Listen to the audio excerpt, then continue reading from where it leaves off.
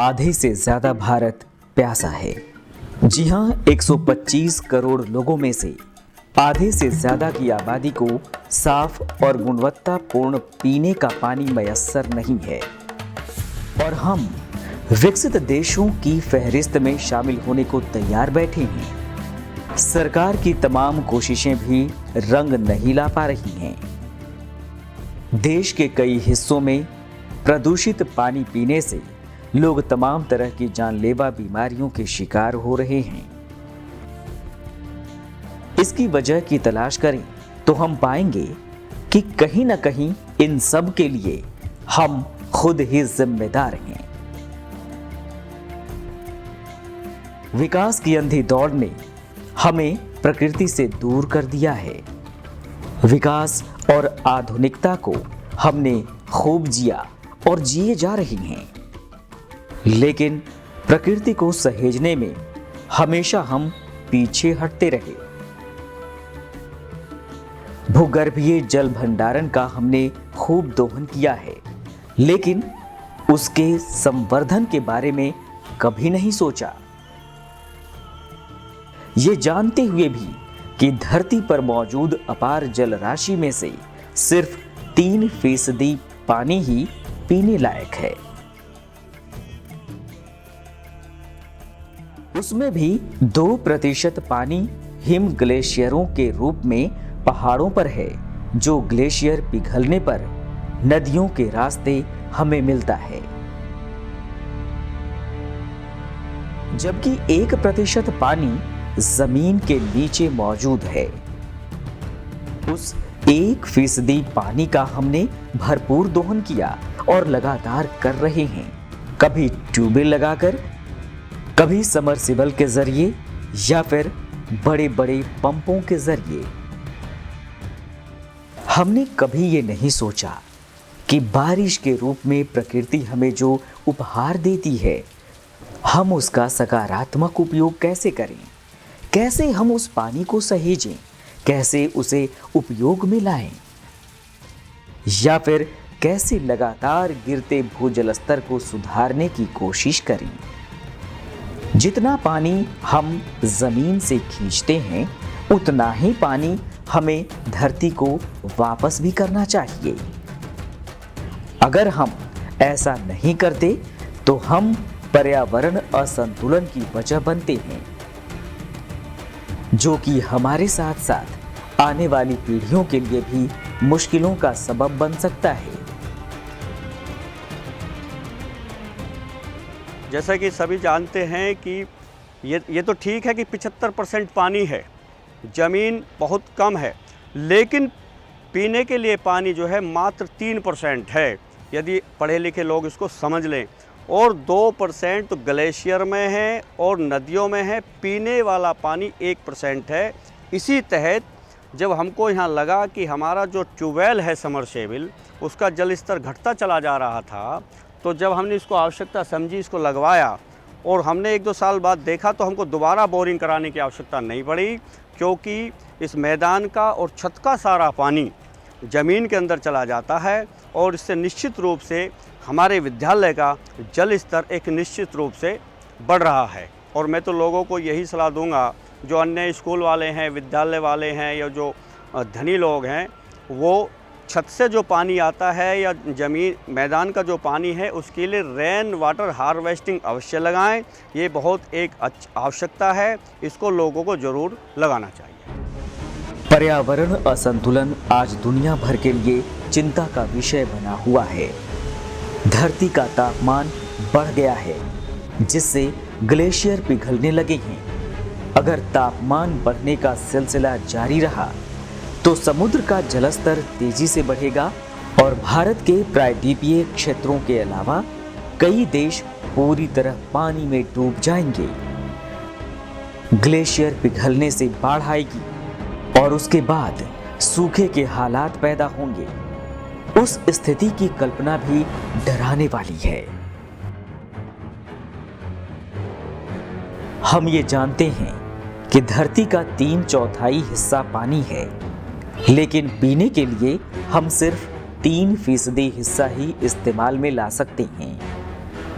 इसमें भी बड़ा हिस्सा भूगर्भीय जल से आता है, यानी हम लगातार भूजल का दोहन करते जा रहे हैं, जिससे भूजल का स्तर गिरता जा रहा है और हम इसके संरक्षण के लिए कोई ठोस कदम नहीं उठा पा रहे हैं।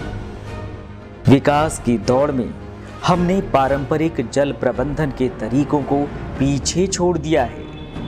पहले झीलों, तालाबों और पोखरों के जरिए बारिश के पानी को बचाया और फिर काम में लाया जाता था, लेकिन धीरे धीरे आबादी बढ़ती गई और तालाबों और पोखरों ने या तो खेतों का रूप ले लिया या फिर वहां दूसरे उद्योग जैसे ईंट भट्ठे लगा दिए गए, क्योंकि तालाबों की चिकनी मिट्टी ईंटें बनाने के लिए बेहतरीन मानी जाती है।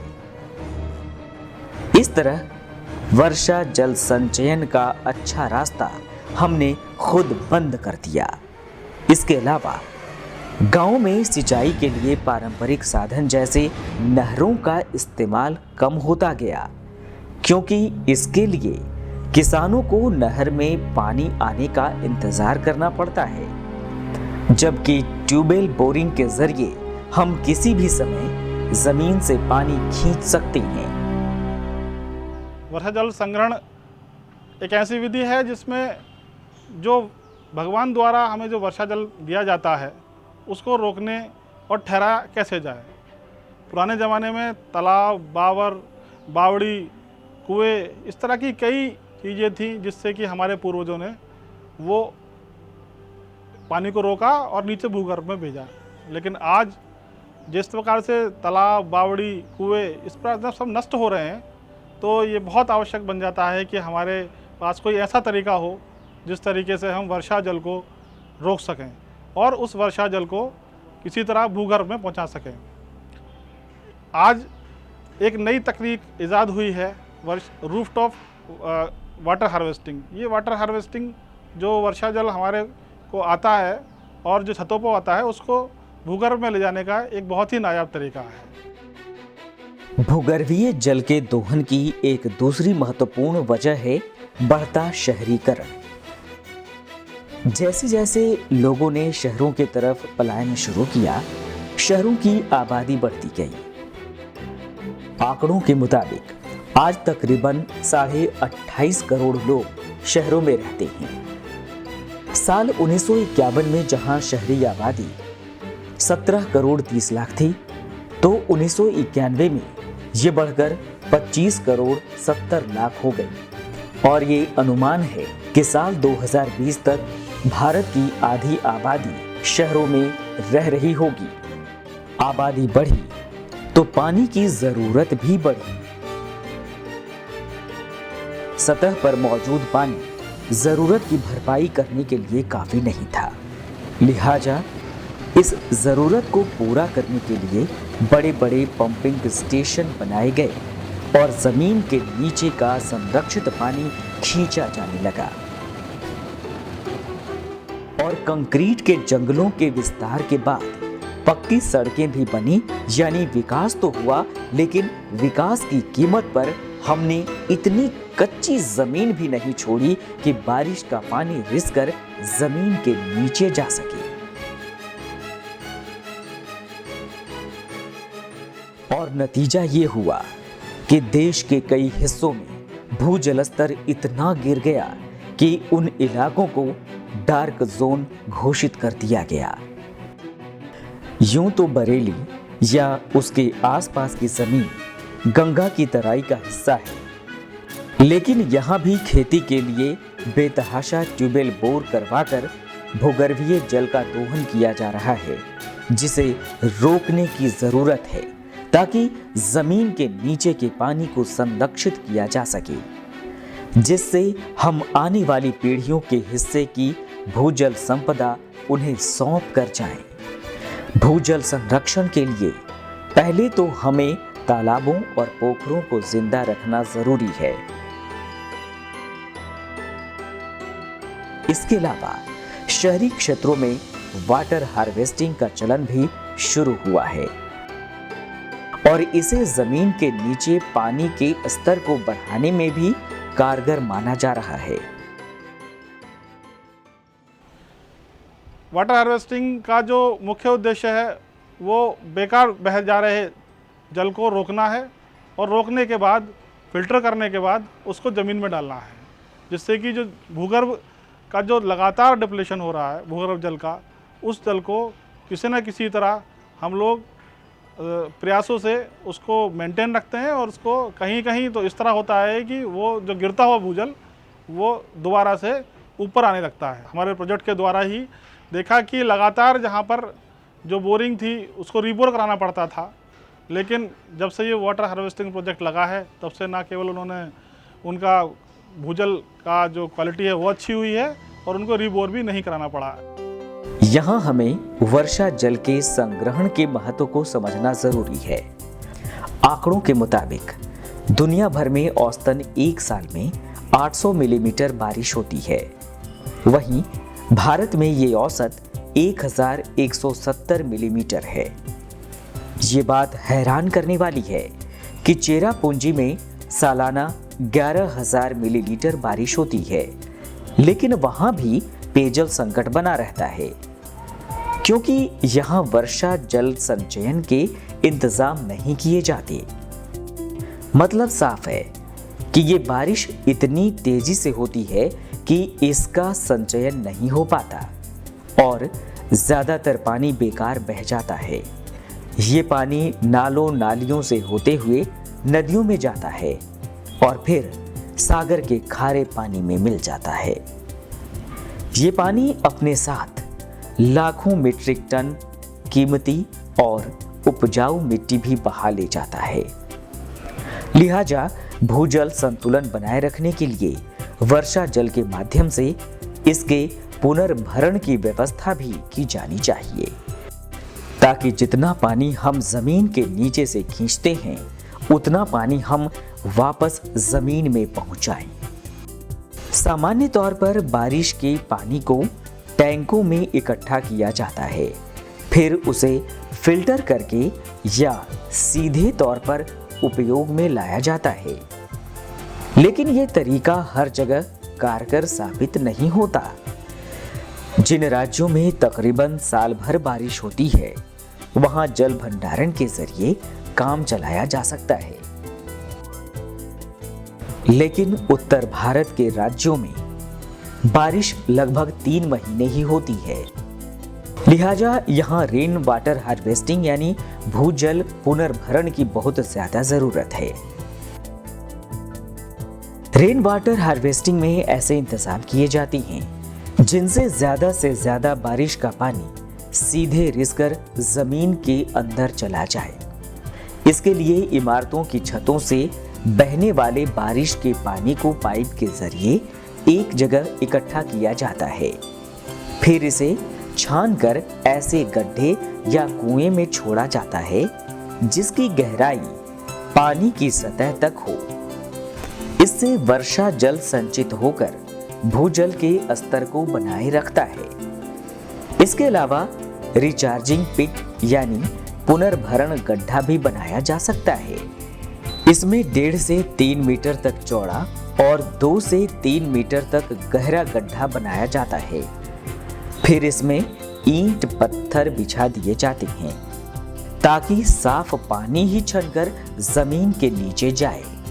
इसके बाद इसे एक जाली से ढक दिया जाता है ताकि बाहरी गंदगी और प्रदूषण को जमीन के नीचे जाने से रोका जा सके। इसके अलावा इसी से मिलता जुलता एक और तरीका है जिसमें 5 फुट गहरा और 5 फुट चौड़ा गड्ढा खोदा जाता है। उसके निचले हिस्से में एक पाइप के जरिए बोरिंग की जाती है जो पानी की सतह तक पहुंचती है। अब गड्ढे में सबसे पहले रेत की एक परत लगाई जाती है, फिर उसके बाद बजरी की एक परत लगाई जाती है और आखिर में ईंट के टुकड़े और पत्थर डाले जाते हैं ताकि शुद्ध और गुणवत्तापूर्ण पानी ही नीचे जा सके। वाटर हार्वेस्टिंग के लिए हम सबसे पहले रूफटॉप पानी का जो पानी होता है उसको इकट्ठा करते हैं पाइपों के जरिए इसको हम इकट्ठा करके एक छोटे से कुंड में डालते हैं। छत का आकार कितना बड़ा है उसके हिसाब से कितना पानी बरस रहा है, जो एनुअल रेनफॉल है उसको देखते हैं और उसके हिसाब से हम लोग वो पिट बनाते हैं। जो पहले पिट में पानी जाता है उस पिट में छत का इकट्ठा हुआ पानी और जो भी बालू रेत या गंदगी आती है वो पहुंच जाती है और उसके धीरे धीरे वो नीचे बैठती है और उसके बाद वो पानी दूसरे पिट में जाता है जिसमें वो साफ़ पानी जाता है। उसमें हम लोग एक बोर करते हैं जिसका पानी की जहाँ तक उपलब्धता होती है वहाँ तक बोर किया जाता है। बोर करने के बाद उसमें साफ़ पानी धीरे धीरे वर्षा जल उसमें धीरे धीरे जो भूगर्भ है वहाँ पर जाता रहता है। प्रकृति ये तय नहीं कर पाई कि किसी की गलती का खामियाजा किसी और को न भुगतना पड़े। मिसाल के तौर पर अगर आप ट्यूबवेल या समरसेबल के जरिए भूजल का दोहन कर रहे हैं तो दूर दूर तक आपके पड़ोस में भी भूजल का स्तर नीचे चला जाएगा। ऐसे में आपके पड़ोसी को भी आपकी गलती के बुरे नतीजे झेलने पड़ सकते हैं। वहीं रेन वाटर हार्वेस्टिंग या रूफ वाटर हार्वेस्टिंग एक ऐसी तकनीक है जिसके जरिए आप सिर्फ अपनी जमीन के नीचे का जलस्तर ही नहीं बढ़ाते बल्कि आसपास का भूजल स्तर भी बढ़ जाता है। इसमें आपकी छत और दूसरी सतहों पर बारिश के पानी को एक जगह इकट्ठा किया जाता है, फिर इसे एक प्रक्रिया के तहत जमीन के अंदर पहुंचाया जाता है। मैं आपको एक बात और बताना चाहता हूँ। सामने आप जो हमारे स्कूल का मैदान देख रहे हैं, कितनी भी बारिश हो जाए उसका पानी मात्र 1-1.5 घंटे में ज़मीन के अंदर चला जाता है और इससे हमारे स्कूल का ही जल स्तर नहीं बढ़ रहा है बल्कि हमारे आसपास जो है यशोदा हॉस्पिटल है, गणेश हॉस्पिटल है, वहाँ उनके जो बोरिंग उन्होंने कर रहे हैं उनका जल स्तर भी बढ़ रहा है इस रेन वाटर हार्वेस्टिंग की वजह से। गिरते हुए जलस्तर ने कुछ लोगों को चिंता में डाल दिया है, यहाँ तक कि उनके समरसेबल पंप ने पानी देना बंद कर दिया है और उन्हें दोबारा बोरिंग करवाने की जरूरत आ पड़ी है। तब उन्होंने प्रयोग के तौर पर रूफ वाटर हार्वेस्टिंग को अपनाया और नतीजे इतने अच्छे आए कि उनका उत्साह और भी बढ़ गया। भूमि जल संरक्षण से हमें बहुत फायदे हो सकते हैं क्योंकि वर्षा का जल जो गिरता है वो पानी जो है सभी स्रोतों से सभी लोग जो बिल्डर्स या मकान बनाते हैं भूमि से जल प्राप्त करने की कोशिश करते हैं, चाहे ट्यूबवेल खोदकर या हैंडपम्प लगवाकर, जिससे हर घर में ये सब काम हो रहा है, जिससे वर्षा का जो जल है या भूमिगत जो जल है उसका स्तर बहुत निम्नतम होता चला जा रहा है। वर्षा के जल को यदि हम संचय करते हैं उससे हम अपने भूमिगत जल का बचाव करके भूमिगत जल का स्तर भी ऊंचा कर सकते हैं, जिससे कि हमें पानी के लिए किसी प्रकार की भविष्य में जो है दिक्कतें न पैदा हों। कई सामाजिक संस्थाएं अब वर्षा जल संचयन की तकनीक से लोगों को रूबरू करवा रही हैं। उसके महत्व का प्रचार किया जा रहा है ताकि लोग जागरूक हों और बारिश के पानी सहेज कर उसका उपयोग कर सकें। इसके लिए संस्थाएं तकनीकी सहायता भी उपलब्ध करवा रही हैं। वाटर हार्वेस्टिंग को लेकर पूरे उत्तर प्रदेश में कई जगह काम कर रहे हैं। हमारा जो प्रोजेक्ट है उसमें हम लोगों को समझाते हैं कि किस तरीके से वर्षा जल बेकार ना जाए और उसको हम सीधे भूगर्भ में पहुंचाएं। रेन ड्रॉप प्रोजेक्ट इसका नाम है। रेन ड्रॉप प्रोजेक्ट में हम लोग कई सामाजिक संस्थाओं के साथ मिलकर काम कर रहे हैं। ये सामाजिक संस्थाएं जो अपने साधनों से हमारे जो प्रोजेक्ट है उसको सपोर्ट करती हैं और हम टेक्निकल सपोर्ट देकर, मैनुअल सपोर्ट देकर ऐसे वाटर हार्वेस्टिंग को लगवाते हैं। भूजल संचयन की इस तकनीक का एक खास पहलू ये भी है कि इसके जरिए जमीन के नीचे के खारे पानी को मीठा बनाया जा सकता है। बारिश की शक्ल में प्रकृति हमें जो पानी देती है वो मीठा, शुद्ध और गुणवत्तापूर्ण होता है। कई जगहों पर जमीन से निकलने वाला पानी खारा होता है और पीने लायक नहीं होता, लेकिन अगर हम रेन वाटर हार्वेस्टिंग तकनीक के जरिए बारिश के पानी को जमीन के नीचे पहुंचाते हैं तो धीरे धीरे खारा पानी मीठे पानी में तब्दील हो जाता है। इस प्रोजेक्ट की एक विशेषता ये है कि इसमें हमको कुदरत मीठा पानी देती है। तो ऐसे बहुत सारी जगह हैं जहाँ पर कि पानी खारा है, वहाँ पर हम लोग पानी नहीं पी सकते। तो रूफटॉप वाटर हार्वेस्टिंग का फ़ायदा ये होता है कि हम लोग उस पानी को स्टोर करते हैं। स्टोर करने के बाद वो पानी वर्षों बहुत समय तक पीने के यूज़ भी आ सकता है, और उस पानी का यदि हम ज़मीन में उतार देते थे तो मीठे पानी का एक भंडार बन जाता है, जिस भंडार को हम लोग काफ़ी समय तक यूज़ कर सकते हैं। यहाँ मेवात में नूहू करके इलाका है, वहाँ पर इस तरह का प्रयोग है और सामुदायिक रूप से भी उन्होंने पानी इकट्ठा किया है, और वहाँ की जो खारे पानी की जो सारी दिक्कतें थी वो सारी वाटर हार्वेस्टिंग, रूफटॉपिंग हार्वेस्टिंग के जरिए आज ख़त्म हो चुकी है। हमने सालों पहले चांद को फतह कर लिया, मंगल पर भी हम पहुंच चुके हैं, लेकिन पानी सिर्फ और सिर्फ धरती पर ही मौजूद है।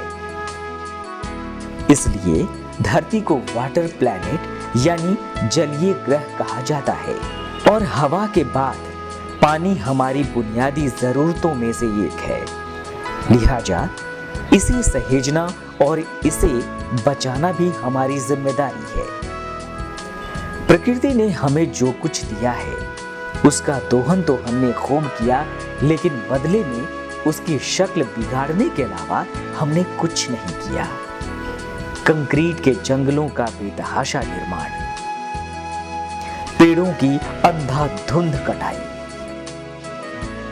जल संसाधनों की बर्बादी कर हमने प्राकृतिक संतुलन से छेड़छाड़ करने में कोई कसर नहीं छोड़ी। लिहाजा समय समय पर प्रकृति की नाराजगी भी हमें झेलनी पड़ी है। कभी भूकंप, कभी सूखे और कभी बाढ़ के रूप में प्रकृति ने हमें ये एहसास कराया कि अब संभलने का वक्त है। लेकिन आधुनिकता की चकाचौंध हमें प्रकृति के करीब नहीं ला सकी, और नतीजा ये पानी जैसा बेहद जरूरी संसाधन भी हमसे दूर होता जा रहा है। वर्षा जल संचयन की जरूरत को हमारी सरकारों ने भी महसूस किया, और शहरी क्षेत्रों में जल संचयन के लिए कुछ नियम भी बनाए, लेकिन उनका सख्ती से पालन नहीं किया जा रहा। इसकी वजह है लोगों का जागरूक न होना। तो हमारी ये जिम्मेदारी बनती है कि जल संसाधन को बचाएं और आने वाली पीढ़ियों का भविष्य सुरक्षित करें। हमने शुरुआत में जिक्र किया कि भारत में बारिश का औसत पूरे विश्व से ज्यादा है, तो हम प्रकृति के इस उपहार को सहेजने के लिए तैयार हो जाएं। उम्मीद करें कि ज्यादा से ज्यादा लोग वर्षा जल के संचयन के लिए आगे आएं। ये तरीका कोई भी हो सकता है, चाहे टैंकों के जरिए बारिश के पानी का इस्तेमाल या फिर रेन वाटर हार्वेस्टिंग पिट बनवाकर भूजल संवर्धन करें। ये हमारी जरूरत भी है और जिम्मेदारी भी।